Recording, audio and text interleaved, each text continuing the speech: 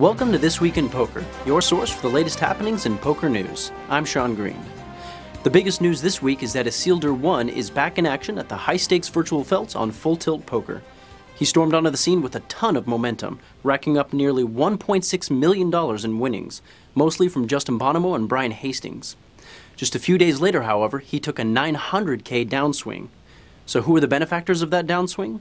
Well, Bonomo made a lot of his money back for one, and then Brian Townsend was the big winner, taking Isildur for nearly $600K.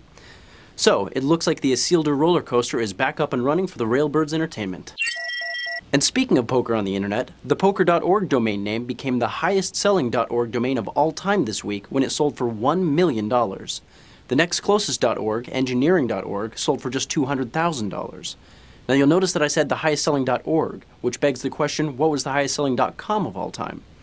Well, unsurprisingly, that honor goes to sex.com. Apparently sex.org lacks a little bit of spice. The poker.org page is currently funneling people to partypoker.com, although it was pokercompany.com, not Party Gaming, who bought the domain. In tournament news, the huge LA Poker Classic tournament series is still chugging along, and some more big-name pros took down events this week, including Carlos Mortensen, Miami John Cernuto, and Chino Ream. Mortensen's score was also the largest of the week in that series. He was the last man standing in a $1,000 no-limit hold'em rebuy event, and he pocketed about $274K for that win. The PokerStars EPT Copenhagen main event is also currently in full swing. Day 3 is wrapping up as we speak, and the final table is set to take place on Sunday. There were 423 entrants in the event, and the ultimate winner stands to take home nearly €500,000. And starting tomorrow is the much-anticipated PokerStars NAPT Venetian main event. The event has a $5,000 buy-in, and some estimates say to expect around 800 entrants, which would put the prize pool at around $4 million. Also, ESPN announced this week that they will televise 16 hours worth of coverage from NAPT events, including 2 episodes from the 25K High Roller Shootout at the Venetian, and 1 episode for the main event tomorrow. The other episodes will focus on the NAPT events at Mohegan Sun and the PokerStars Caribbean Adventure High Roller event. We got Team PokerStars Pro member Barry Greenstein on the phone yesterday to talk to us about why PokerStars decided that now is the right time for the NAPT and why it can beat the WPT. I think initially what they did is they broke just where there weren't tournaments. I would see the LAPT, the APPC, they even, I don't know if it, if it took hold because of the things in Russia, but, they're going to do things out there. And they've been going everywhere. And, so first they wanted to cover the ground, where poker players weren't able to play in tournaments. And now, I think it's just, they looked around and said, they thought they could do some good things in North America. NXT isn't just America, they're going to do things in Canada.